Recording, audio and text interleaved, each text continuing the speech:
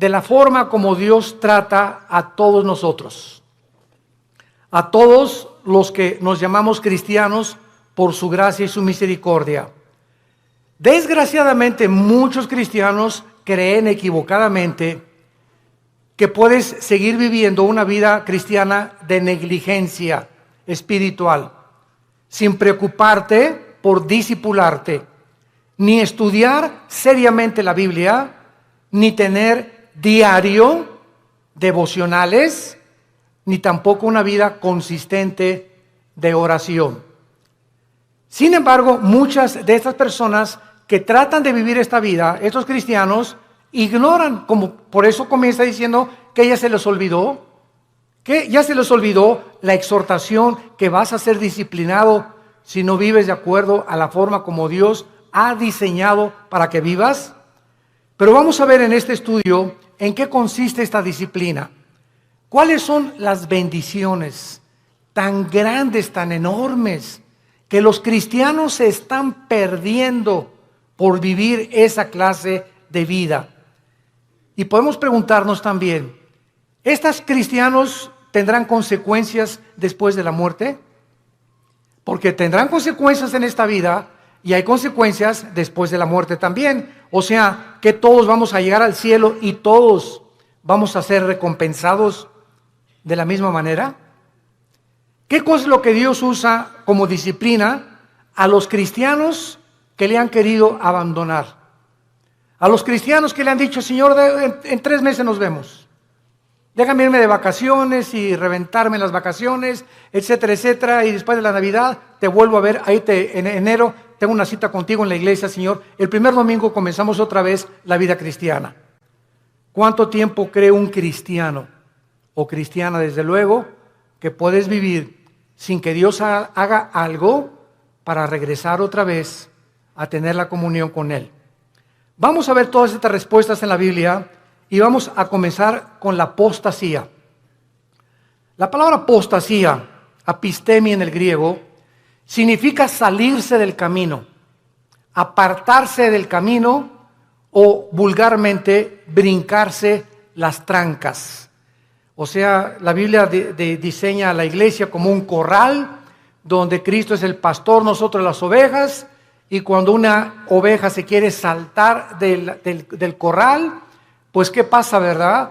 Pues es que yo quiero encontrar otros pastos, engañada de que fuera del corral hay mejores pastos o mejor vida, lo cual es completamente mentira, porque fuera del corral están los lobos esperando comerse las ovejas.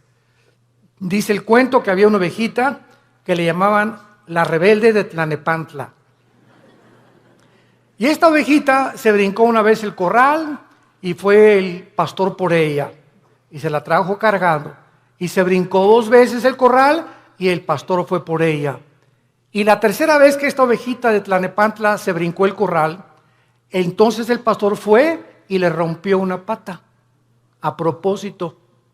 Y le dijo, prefiero que aquí dentro del corral estés cojita y manquita a que te salgas y te vuelva a comer el lobo. Entonces, muchas veces Dios tiene que recurrir, como lo vamos a ver, a disciplinas extremas, que son muy raras veces. Pero Dios prefiere 1000 veces, y Cristo lo dijo en Marcos con estas palabras: es mejor que entres al cielo cojo y ciego y manco, a que entres entero y te vayas al infierno. Veamos pues entonces que dentro de la apostasía hay 2 clases de apóstatas. Esto es muy importante. La Biblia nos advierte claramente que mientras más nos acerquemos al final de la segunda venida de Jesucristo, aumentará la tendencia a abandonar los principios cristianos. La presión del mundo sobre la iglesia, sobre tu vida y sobre mi vida, ejercerá dentro de ti por no estar lo suficientemente blindados, por no tener las suficientes convicciones firmes en nuestro corazón de lo que creemos, que vamos a ser seducidos por el mundo. En Mateo 24:12, Cristo dijo, por haberse multiplicado la maldad, como en el siglo XXI hemos llegado al último grado de maldad. ¿Saben ustedes cuál es el último grado de maldad? Llamarle a lo bueno malo y a lo malo bueno. Y cuando llegamos al punto donde reconocemos y legislamos las naciones, o más bien legislan las naciones los matrimonios entre los hombres y entre las mujeres, es el síntoma más grande que existe de descomposición social. ¿Por qué? Porque la familia es el fundamento de la sociedad. Es el núcleo y la fuerza de un país. Y cuando ya dos hombres creen que pueden tener y hasta llegar al grado de adoptar hijos, porque ellos no pueden tenerlos desde luego, pero eso sí reconocen que las mujeres paren hijos, ¿verdad? Y no podemos nosotros, pero vamos a buscar quien no lo tenga por nosotros y lo vamos a adoptar. Entonces cuando llegamos a ese punto donde ya se está destruyendo psicológica, mental, emocional, sentimentalmente, las vidas de los niños, que son los que dijo Cristo, el que haga tropezar a un niño, más le vale que se amarre una piedra aquí en el cuello de molino y se eche al río y se ahogue con la piedra, porque dejad que los niños se acerquen a mí, porque de ellos es el reino de los cielos.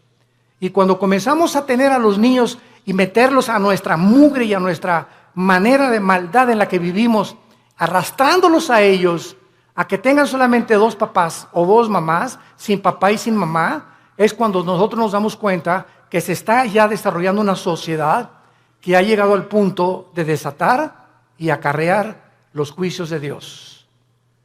Entonces, la Biblia nos muestra claramente que esta maldad iba a aumentar. En 2 Timoteo capítulo 3 dice, vendrán tiempos peligrosos. Y esta palabra peligrosos, alepos, en el griego, significa feroces. Y solamente en todo el Nuevo Testamento se usa esta palabra, alepos, que se tradujo en 2 Timoteo, peligrosos, y en los evangelios se usa.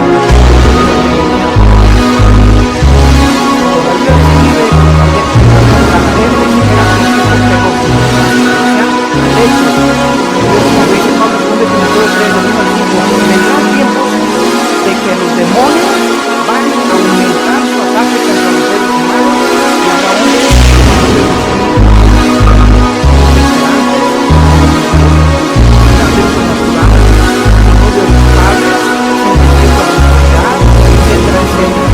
la Biblia nos está diciendo que estamos entrando a esta dimensión en la que el mundo va a ejercer más y más presión sobre nosotros y muchos se van a apartar. Y esta es la apostasía que vemos, es salirse el camino, apartarse la verdad o seguir otro curso revelado. Por ejemplo, en Hechos 5:37, hablando de un líder de una secta, dice que se los llevó en pos de sí. Esta es la palabra que se usa para apostasía. Cuando algo o alguien te saca, un amigo, una amiga, la pornografía, la homosexualidad, las adicciones, las drogas, el alcohol, cuando cualquier cosa en el mundo te jala y te aparta del camino de la verdad, del camino de la santidad, del camino de la justicia, se llama apostasía. Has apostatado. Ahora bien, hay dos clases de apóstatas. Esto es muy importante. Hay cristianos que son apóstatas por un tiempo. Y hay apóstatas que nunca fueron cristianos, pero que entraron a la iglesia por un tiempo y después se apartaron. ¿Cuál es la diferencia entre el cristiano que apostató y el que es apóstata para siempre? Como lo vamos a ver a continuación. La diferencia está en que si tú eres un cristiano y te has apartado del camino y eres hijo y eres hija de Dios, pau, pau, pau y pau, y te viene duro. Dios te hace regresar. De la oreja nos trae de regreso. Pero si eres una persona que jamás recibiste a Cristo, pero fuiste a los estudios bíblicos y fuiste a los desayunos y tal vez algún día que hiciste una decisión por Cristo, pero realmente tus convicciones no eran firmes ni profundas, te vas a apartar del Señor, pero la diferencia está en que tú nunca vas a regresar al camino. Entonces, el cristiano que se aparta, Dios lo regresa por las buenas y por las malas, y lo vamos a ver. A muchos Dios inclusive prefiere llevárselos a casa antes de que sigan lejos de Él. Entonces vamos a ver que hay cristianos que se mueren antes de que Dios termine su programa con sus vidas. Hay cristianos que se mueren antes de que acaben la misión que Dios les dio, porque solo Dios sabe que has llegado al colmo y no te vas a arrepentir, pero como eres hijo y la salvación no se puede perder, te lleva a casa antes de tiempo. Veamos en primer lugar algunos ejemplos de los apóstatas que nunca fueron salvos. Juan capítulo 13, el clásico ejemplo de Judas. Es increíble que yo he escuchado varias veces a muchas personas predicar o enseñar que Judas perdió la salvación por el amor de Dios. O sea, que fue salvo, pero que perdió la salvación. Vamos a ver qué dice la Biblia. En Juan capítulo 13, versículo 10 y 11. Ya Cristo está a punto de entrar a la cruz y al huerto de Getsemaní. Y les dice, el que está lavado no necesita lavarse, sino lavarse los pies, pues está todo limpio. Eso le estaba hablando a todos los apóstoles que eran salvos, que eran cristianos, como todos nosotros. El momento que recibes a Cristo, ¿quién nos lava? Dice la Biblia en Efesios 5 que es la palabra de Dios la que nos lava y la sangre de Cristo, ¿verdad? Y ahora, ya siendo cristianos, Dios nos da la responsabilidad de nosotros seguirnos lavando. O sea, si cometemos un pecado, la sangre de Cristo, que es tan fresca como cuando nos salvó Dios, nos limpia de todo pecado.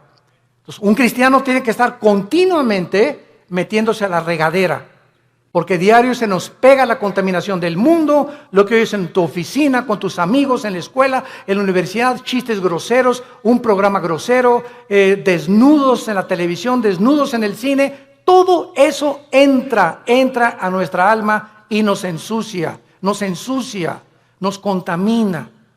Y esta suciedad la tenemos que estar sacando para mantener no la salvación, la comunión con Dios. Ustedes están lavados, pero no necesitan sino lavarse, ¿verdad?, los pies. Y vosotros limpios estáis, aunque no todos. O sea, había alguien ahí dentro del grupo de Cristo que no había sido nunca lavado. Ustedes sí están lavados y ahora necesitan sola, pero hay alguien entre ustedes que no está lavado, porque sabía a quién le iba a entregar. Por eso dijo, no están limpios todos. Judas nunca fue limpiado de sus pecados. Jamás. Versículo 18. No hablo de todos vosotros. Yo sé a quienes he elegido, mas para que se cumpla la escritura, el que come pan conmigo levantó contra mí su calcañar. Capítulo 17 de San Juan. Nos brincamos al capítulo 17 y aquí ya Cristo lo aclara, tan transparente como la luz y el sol. Dice Juan 17, versículo 12. Cuando estaba yo con ellos, o sea, Cristo está orando al Padre, está dirigiéndole estas palabras al Padre. Cuando estaba yo con ellos en el mundo, yo los guardaba en mi nombre. A los que me diste, yo los guardé, y ninguno de ellos se perdió, sino el hijo de perdición, para que la escritura se cumpliese. O sea, nunca Judas estuvo bajo el cuidado de Cristo. Nunca, jamás. Los guardó de Satanás y los guardó del mal. Cuando vino Satanás a atacar a Pedro, ¿se acuerdan? Que le dijo Cristo, oye, Satanás ha pedido tu alma para zarandearte.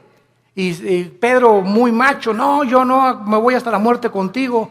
Espérame, Pedro, el gallo va a cantar 3 veces y tú me vas a negar. Entonces, Pedro y Judas, los dos, traicionaron a Cristo. Los dos le volvieron la cara a Cristo, porque Pedro negó a Cristo 3 veces. ¿Y cuál fue la diferencia? Que cuando Pedro le negó, vean esto, cuando Pedro negó a Cristo, en ese momento Cristo se encontraba como a 10 metros de Pedro. Y cuando Cristo volteó a ver a Pedro, Cristo lo volteó a ver con los ojos moros. Ya había sido golpeado Cristo. Imagínense ustedes a Pedro, en el momento que cante el gallo, volver a Cristo, y Cristo con sus ojos moros, adolorido por los golpes que los soldados ya le habían dado, lo ve a Pedro diciéndole, ya ves, pero sabes una cosa, te sigo amando.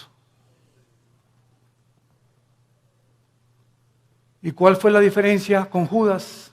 Judas entregó a Cristo por 30 monedas de plata y sin embargo, cuando tuvo las monedas de plata, nunca creyó que Jesús era el Mesías, porque si hubiera creído, se hubiera arrepentido y le hubiera pedido perdón. ¿Qué hizo Judas? Agarró las 30 monedas de plata y las tiró. Y fue y se quitó la vida. Se suicidó. Se colgó de un árbol. Dice en Hechos capítulo 1 que se rompió, ¿verdad?, la rama del árbol y cayó de las piedras y todas se estripó completamente. Murió ahorcado y con todo el vientre abierto, comido por los gusanos. Así acabó Judas. Judas nunca, jamás fue salvado. Y en el capítulo 18, dice en el versículo 8 de Juan también, respondió Jesús, os he dicho que yo soy, pues si me buscáis a mí, dejad a ir estos, para que se cumpliese aquello que había dicho, de los que me diste, no perdí ninguno, más que como dijo anteriormente, el hijo de perdición. Ahora, el apóstol Pedro, seguimos estudiando las personas que nunca fueran salvas. Segunda de Pedro, capítulo 2. Aquí el apóstol Pedro claramente habla en el capítulo 2 y describe las características de todos los falsos profetas. De todos esos que pueden predicar y pueden ser hasta pastores, pueden ser predicadores, ¿verdad? Inclusive que no tienen la salvación y que jamás fueron salvos.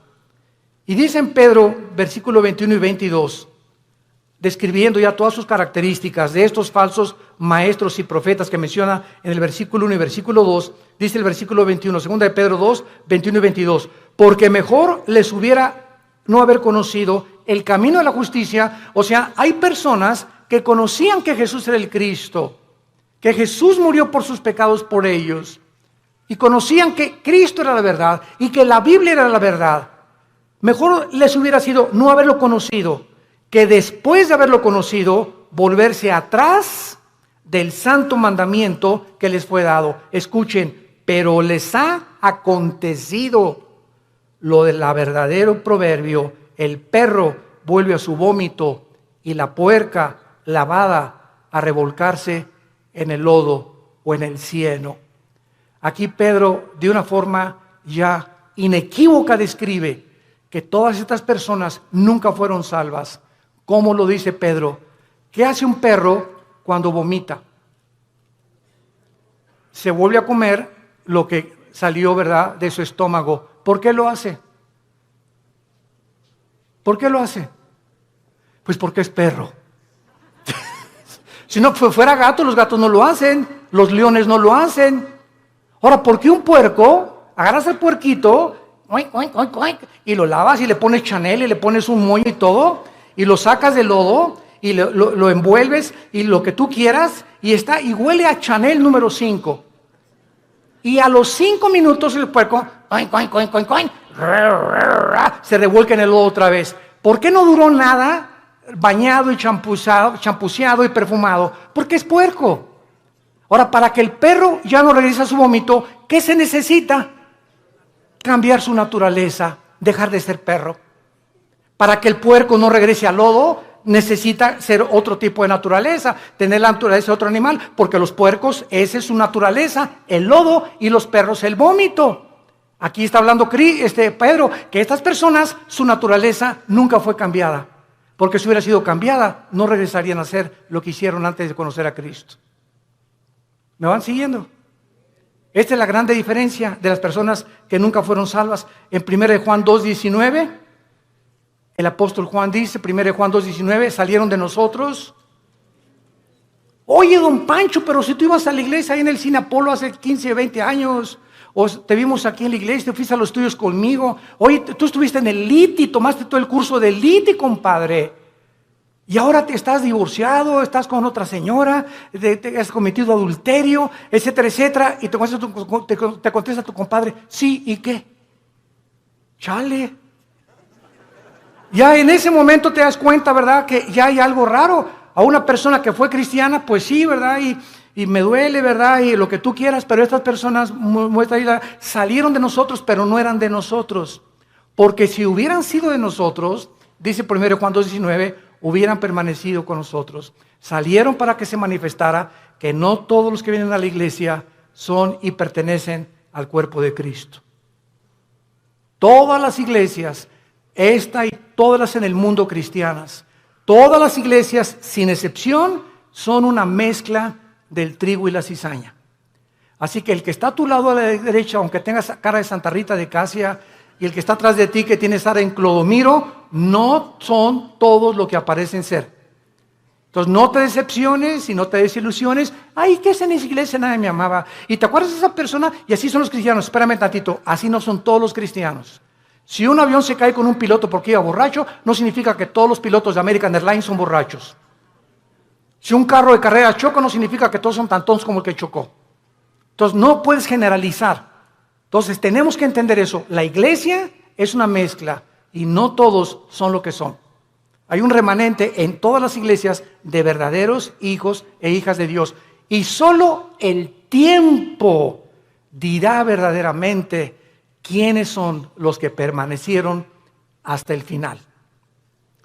Muy bien, veamos ahora los que son salvos. Proverbios capítulo 3, los apóstatas que son salvos, pero que regresan porque son hijos de Dios, y Dios, hay su promesa, al que ama, disciplina. Y si no hay disciplina es porque nunca fuiste hijo de Dios. Por eso sigues haciendo lo que te da la gana.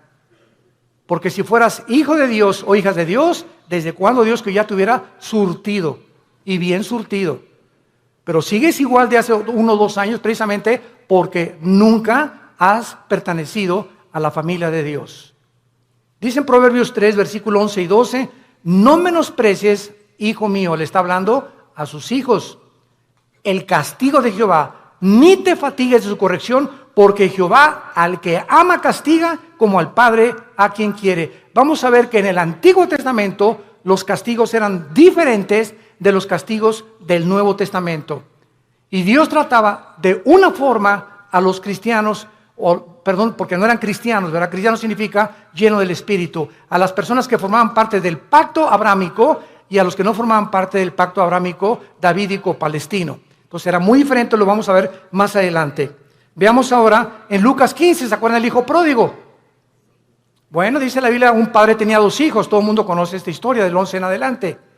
Y de repente uno de los hijos le dice, oye viejo, dame toda la herencia, échame mis centavitos que me pertenecen. En el antiguo Oriente, un muchacho que hacía eso quedaba desheredado. Porque era el peor pecado que pudiera hacer, dame el dinero. No era hasta que el padre se moría que podía dar la herencia. Pero este muchacho ya quería quemarse la herencia. Y le dice al padre, dame mi herencia. Y el padre respeta su libre albedrío, respeta su decisión. Aquí está, hijo, tu herencia. Y el hijo se fue, como todos sabemos en la historia, y desperdició sus bienes y a las discos, en chavas, en por acá, en bailongos, etcétera, etcétera, y que el cha-cha-cha, y que el twist, y que por acá. Y entonces se acabó el dinero y comenzó a buscar trabajo y no encontró trabajo. Había ya deteriorado su salud y encontró trabajo alimentando puercos. Alimentando puercos. Y entonces fíjense ustedes, estando el hijo pródigo en la condición en la que se encontraba, alimentando puercos, de repente algo pasó en su vida. ¡Pum! Algo lo hizo despertar y ver la realidad de lo que él había hecho. Y no en todos, a muchos Dios los deja. Pero como era hijo, tuvo que despertar la realidad. Y entonces dijo, ¿cuántos hombres en la casa de mi padre que no son sus hijos. Yo era su hijo. Los obreros de mi padre tienen cama, tienen comida, buena comida. Y yo que soy hijo estoy alimentando puercos. Esto haré. Ahí está la conciencia que no todos tienen. ¿Por qué la tuvo él? Porque era hijo. Esto haré. Regresaré e iré con mi padre y le pediré perdón. Y le diré, Padre, no vengo a nada. Vengo a que me hagas hasta atrás y no quiero ni siquiera que tener los privilegios que tienen tus hijos. Hazme como un obrero como todos los demás. Y el padre no estaba con un bate de béisbol esperándolo, ni con un garrote. El padre se retrata en la Biblia, en este pasaje, que siempre todos los días, con sus brazos abiertos, mirando al horizonte, siempre esperando y sabiendo que como era su hijo, tenía que regresar algún día. Y Dios sabe que nosotros, cuando nos alejamos de Él, siempre nos está esperando a que regresemos, que le pidamos perdón, porque nos ama, está enamorado de nosotros. Dios está enamorado de nosotros. No te imaginas cuánto te ama Dios, que dio a su hijo. A su hijo lo dio por ti y por mí, para que tú y yo jamás nos alejemos ya de Él. Y cuando nos alejamos, Él prefiere 1000 veces dejarte cojo, manco, hacer algo para que regreses, porque eres su hijo. Y nunca, nunca, nunca nadie nos podrá separar de Él. Nadie, porque somos sus hijos. Y el padre gritó, traigan el mejor becerro y vamos a hacer una fiesta, y traigan un anillo y pónganselo en el dedo, y traigan las mejores ropas, que significa la justicia de Cristo. Y entonces, ¿por qué el hijo regresó? Porque nunca perdió su calidad de hijo, nunca. Y este es un ejemplo clásico de una persona que es hijo, se aleja de Dios, pero regresa a Dios, porque somos hijos, tenemos que regresar, tarde o temprano nos convence Dios para regresar con Él. Y si no nos regresamos, y si lo que nos hace Dios para regresarnos no nos sirve, nos prefiere llevar a casa, antes de que el camino sea blasfemado por tu culpa o por mi culpa.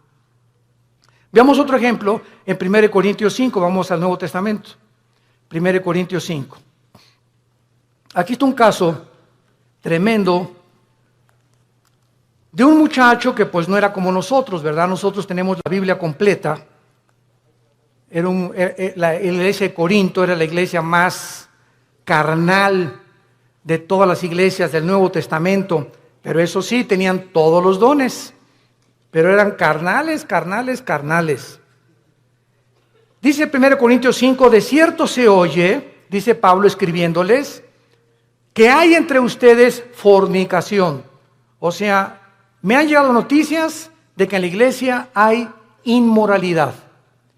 Y tal inmoralidad o tal fornicación, cual ni aún se nombra entre los gentiles, o sea, ni en las personas del mundo, tanto que alguno tiene la mujer de su padre. O sea, había un miembro en la iglesia de Corinto que estaba teniendo relaciones con su madrastra, con la mujer de su papá. Y dice Pablo, y ustedes, les habla a los líderes, están envanecidos.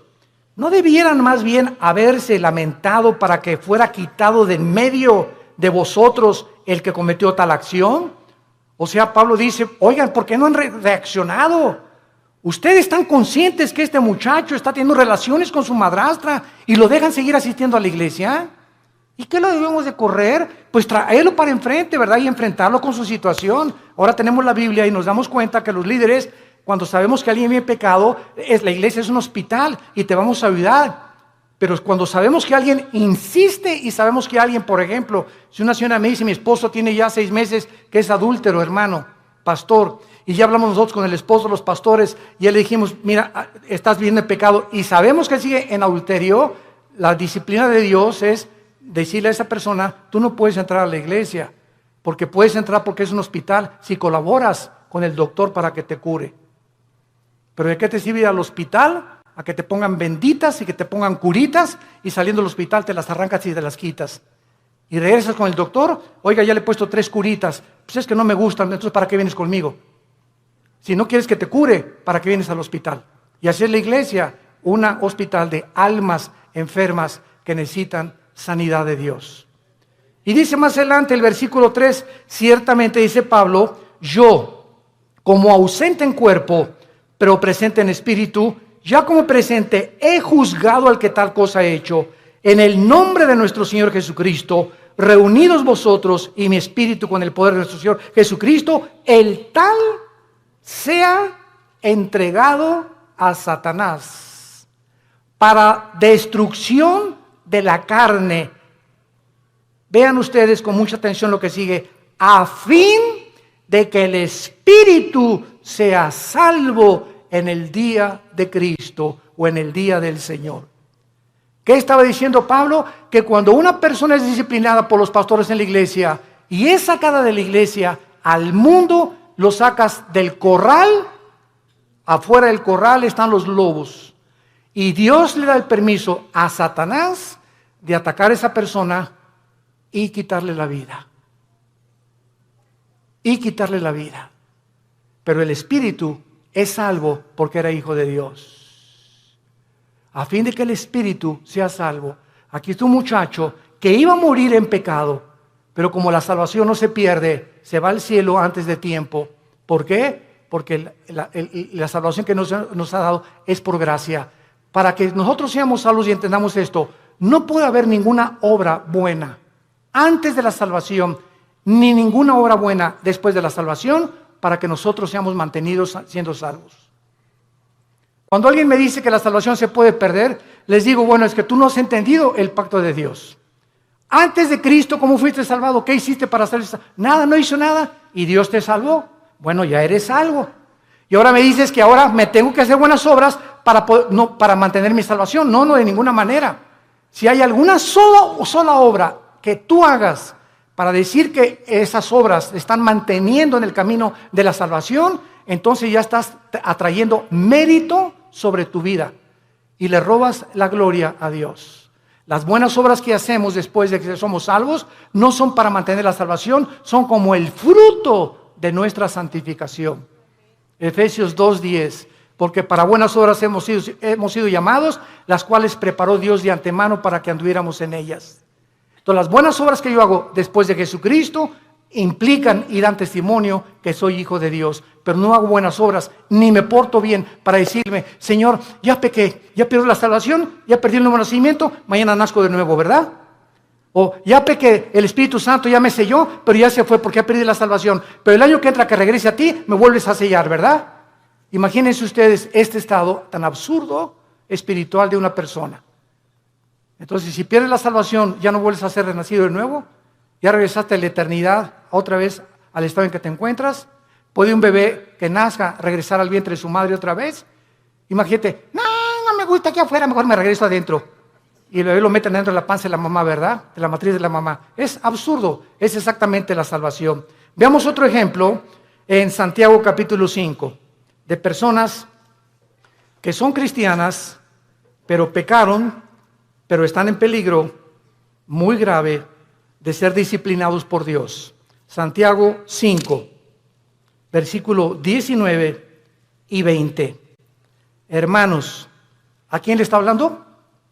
A hermanos, a cristianos. Si alguno entre vosotros, o sea, entre los hermanos, se ha extraviado, o sea, se ha salido del camino, o ha apostatado de la verdad, y alguno le hace volver, sepa que el que haga volver al pecador del error de su camino, salvará ¿de qué? De muerte un alma y cubrirá multitud de pecados.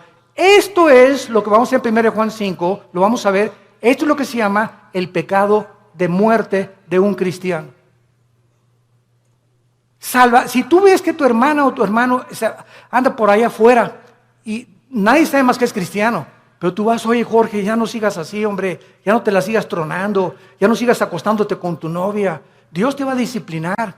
Y si tú convences a esa persona de que regrese al pecado, lo estás salvando. Porque si ese que tú vas a exhortar sigue ese camino, Dios no tarda en llevárselo a casa antes de tiempo. O que le venga algo serio en su vida para que lo haga recapacitar y regresar a Dios, o llevárselo a casa antes de tiempo. Si tú ves a alguno entre los hermanos que tiene una vida licenciosa y que se dice cristiano, y tú logras convencerlo y orar con él, o comenzar a orar por él y traerlo al camino otra vez, lo estás salvando de que Dios se lo lleve antes de tiempo a su casa. Ahora veamos otro ejemplo también de estas personas en 1 de Juan capítulo 5. Antes del Apocalipsis está 1 de Juan y dice así.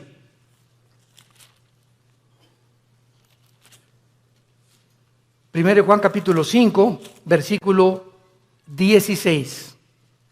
Si alguno viere, ¿a quién? A su hermano, otra vez a un cristiano.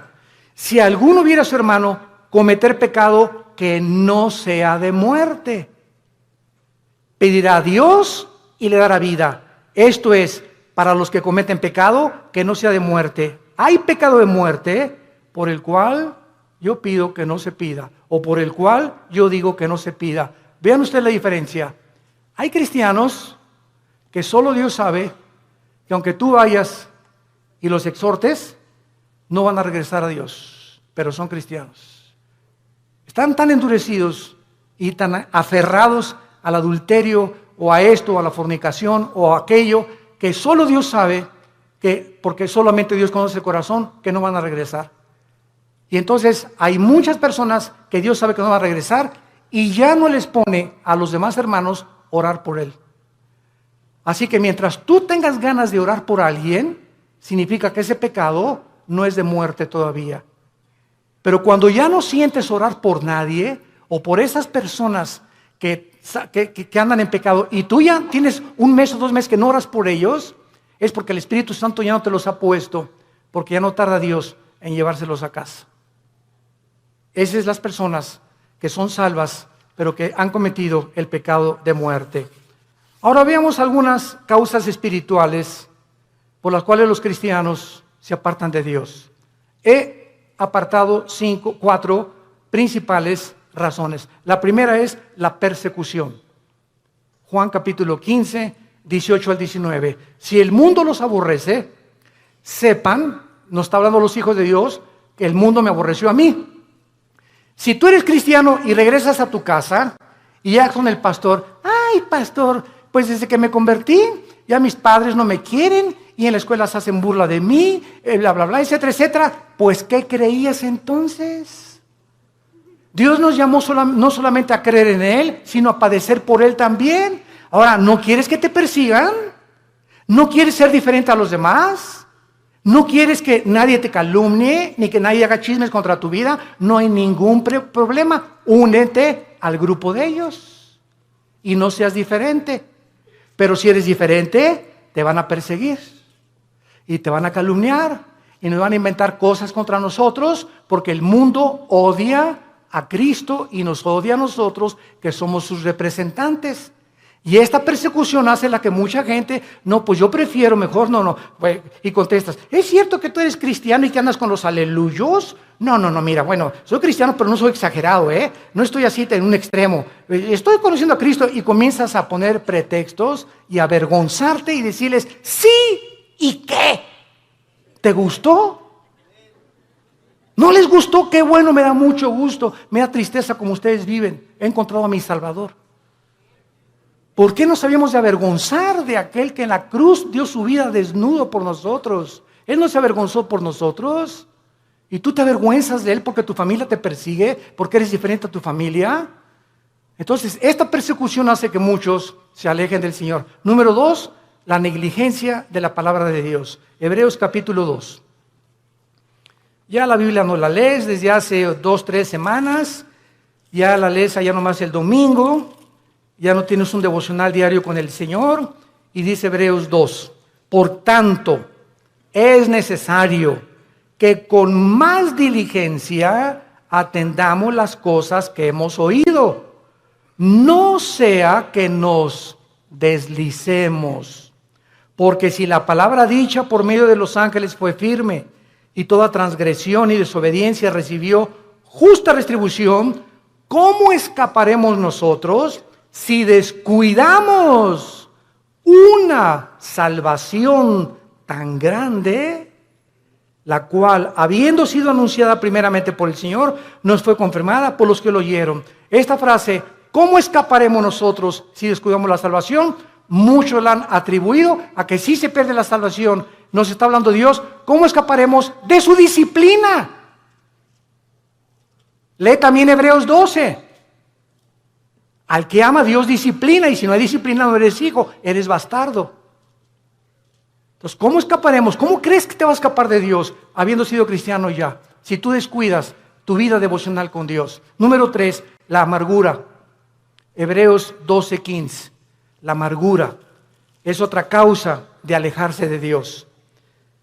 Mirad bien, Hebreos 12:15, que ninguno de ustedes deje de alcanzar la gracia de Dios. ¡Qué tremendo! Dejar de alcanzar la gracia de Dios. ¿Cómo? Que brotando alguna raíz de amargura te estorbe y por ella contamines a muchos. Esto está tremendo, ¿eh? Hermano en Cristo, hermana en Cristo, tú y yo no podemos darnos el lujo de odiar a nadie. Hayan hecho lo que nos hayan hecho. No podemos darnos el lujo de tener rencor contra nadie. Hayan hecho lo que te hayan hecho. Que te violaron, que te robaron, que te golpearon, que tus papás, lo que hayas atravesado en la vida, perdónalo. Perdónalo. Perdónalo. Que no puedo perdonarle, cae de rodillas, Señor, díselo, no puedo perdonar. Gracias, hija, porque eres honesta. Padre, si tú no me das el poder de perdonar a Pancho o a Lucrecia o a Carlita, etcétera, etcétera, o al perro que me mordió, no tengo la capacidad de perdonar. Pero si tú eres cristiano y estás en tu corazón en este momento que me escuchas, tienes algo contra alguien que te ha lastimado en el pasado, ten mucho cuidado, porque el rencor se vuelve en amargura. Y cuando un cristiano está amargado, cierra el cielo. Cierra el cielo. ¿Qué es la gracia? No es la gracia santificante, no es la gracia salvífica, está hablando de la gracia santificante. ¿Qué es la gracia? Diario el cristiano necesita poder de Dios, diario necesito el poder de Dios al venir a su palabra para que me dé el poder de vivir para Él. Porque separado de Él yo no puedo hacer nada.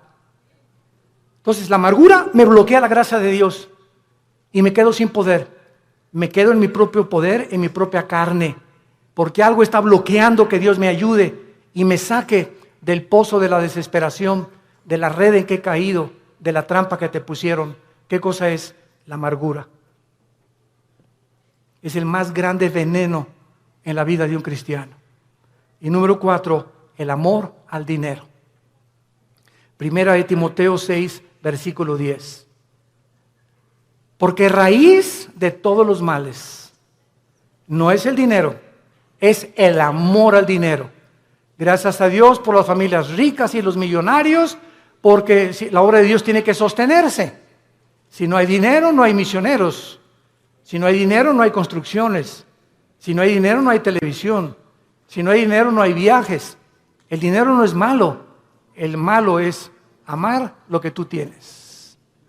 Cuando tú amas más lo que tú tienes que la obra de Dios, te va a hacer que te alejes de Dios. Dijo Cristo en Marcos, hablando de la parábola del sembrador, pero muchos, el afán del mundo y de las riquezas, entran y ahogan la palabra y nunca das fruto. Estas son las razones por las cuales tú puedes alejarte de Dios. Ahora veamos rápidamente en 2 Samuel 7 las consecuencias que sufrieron en el Antiguo Testamento los que eran y pertenecían al pueblo de Dios. O sea, los que tenían garantizada ya la salvación. De forma diferente a la de nosotros, porque no tenían el bautismo del Espíritu Santo, pero la forma en que eran de Dios. 2 Samuel capítulo 7. Veamos la disciplina de Salomón. La Biblia menciona 3 consecuencias principales del pecado en un cristiano? Número 1, la disciplina. 2, la muerte, que ya lo vimos. Y 3, la pérdida de recompensas en la otra vida. En otras palabras, si tú te mueres siendo cristiano en pecado, o en un pecado, porque pues quién se va a morir sin pecado, ¿verdad? El único sin pecado ha sido Jesucristo. Si yo me muero, estás ahí en el hospital y ya te da el síntoma, llega una enfermera guapa y le haces, ¿qué tal, enfermerita? Ya le echaste ojitos, ¿verdad? Y ¡pum! Te mueres. Te llevaste ese pensamiento al otro laredo, ¿verdad?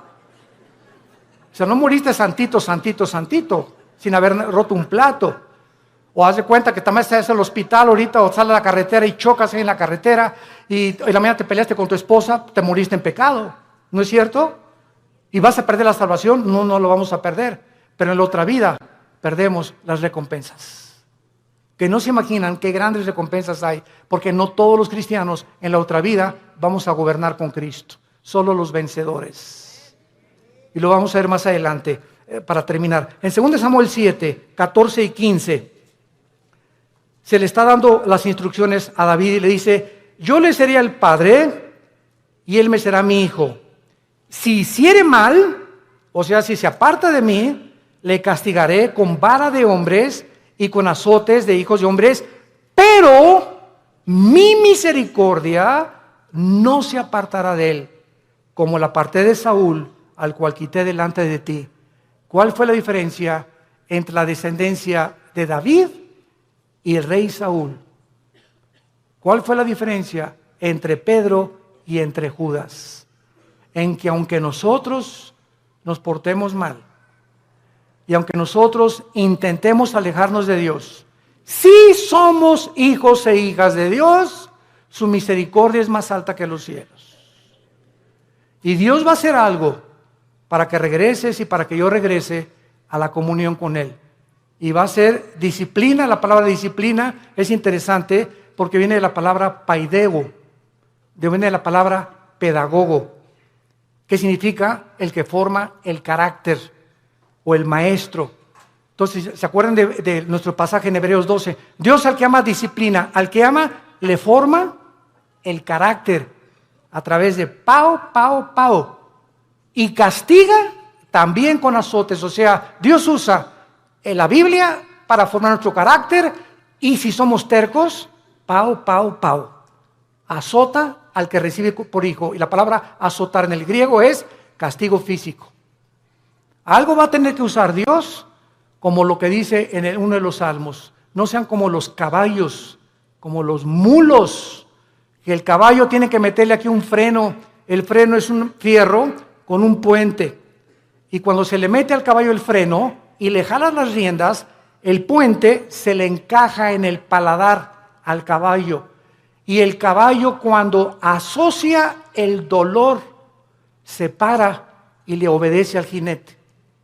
Si no se le aplica dolor al caballo, el caballo se desboca y sigue corriendo. ¿Y qué nos dice Dios? Necesito aplicarte dolor para que regreses a mí. ¿Quieres que te trate como a los caballos? ¿Como a los animales? Tú dime. Pero ¿sabes una cosa? Nunca quitaré mis ojos de ti. Te haré entender, por las buenas o por las malas, el camino en que debes andar. Sobre ti pondré mis ojos. Salmo 32.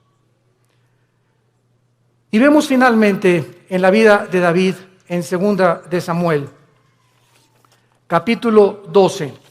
¿Qué fue lo que pasó con Samuel?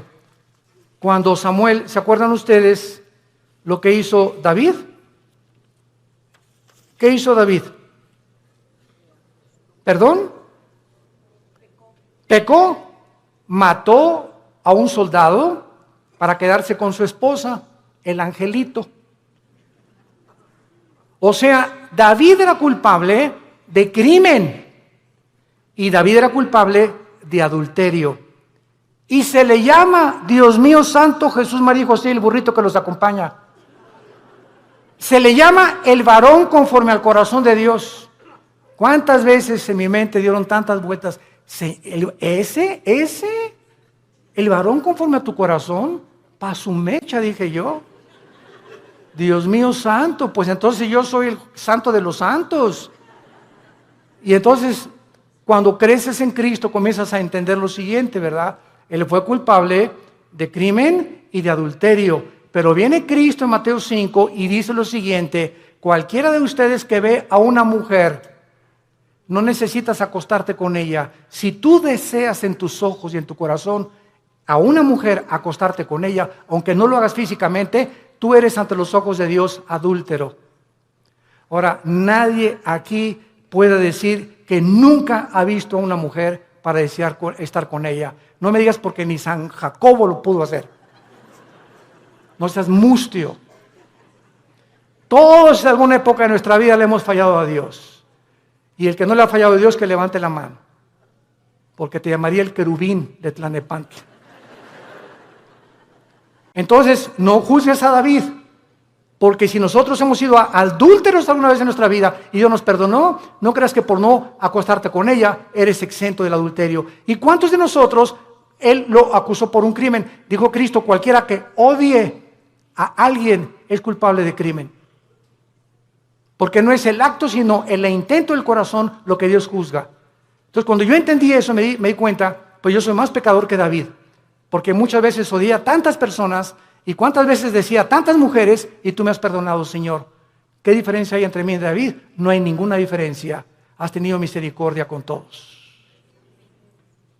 Y ahora todos nosotros somos varones y mujeres conforme al corazón de Dios, porque somos sus hijos. Y nos amó hasta la muerte en una cruz. Y dice en 2 Samuel capítulo 13, versículo 13 y 14. Para terminar, dice la Biblia: porque ¿a dónde iría yo con mi deshonra? Y aún tú serías estimado como uno de los perversos en Israel. Te ruego que hables al rey, que él me lo negará. Mas él no quiso ir, sino que pidiendo más que ella, lo forzó y se acostó con ella. Luego la aborreció a Amón con un gran aborrecimiento. Vemos nosotros aquí, cuando dice remover la misericordia, se refiere al pasaje donde el rey Saúl fue advertido que si obedecía a Cristo, él permanecería firme en su reino. Pero en cuanto le desobedeciera, perdería la misericordia de Dios, porque nunca fue hijo e hijo de Dios. Santos de Dios, tenemos nosotros ahora delante de nuestras vidas un panorama tremendo. Vale la pena permanecer en Cristo. Vale la pena ya tomar en serio a Dios y decir: voy a tener devocionales con Él diario, porque separado de ti no la voy a hacer, Señor. Limpiar mi vida, amar a mi esposa, amar a mi esposo, darles un buen ejemplo a nuestros hijos, vivir una vida sexual, limpia, pura y santa delante de Dios, que tiene grandísimas recompensas para tu matrimonio futuro, para tus hijos y para la eternidad. Y acabamos con Apocalipsis capítulo 20, donde comprobamos las recompensas finales de que no todos los cristianos, aunque dicen: aunque de panzazo me vaya al cielo, con 6 de calificación, con eso me conformo. No te conformes con el 6. Dice Apocalipsis 24: y vi tronos, y se sentaron los que recibieron facultad de juzgar. Y vi las almas de los decapitados por causa del testimonio de Jesucristo y por la palabra de Dios, los que no habían adorado a la bestia ni a su imagen, y que no recibieron la marca en sus frentes ni en sus manos, y vivieron y reinaron con Cristo 1000 años. Vi tronos y se sentaron solamente algunos, o sea, los que recibieron el derecho, la facultad, el honor de sentarse en un trono. Sentarte en un trono en la Biblia es gobernar. Y Cristo dijo en Apocalipsis 2, el que venciera al final se sentará como yo me senté con el Padre en el trono, tú te sentarás conmigo a gobernar también. O sea que en la otra vida va a haber reyes y príncipes y soldados rasos, cristianos que nunca quisieron pasar al siguiente nivel de santidad ni de crecimiento en la gracia de Dios. ¿Qué escoges tú en esta tarde para vivir en tu vida cristiana? Dios al que ama disciplina y azota al que recibe por hijo. No juegues con Dios.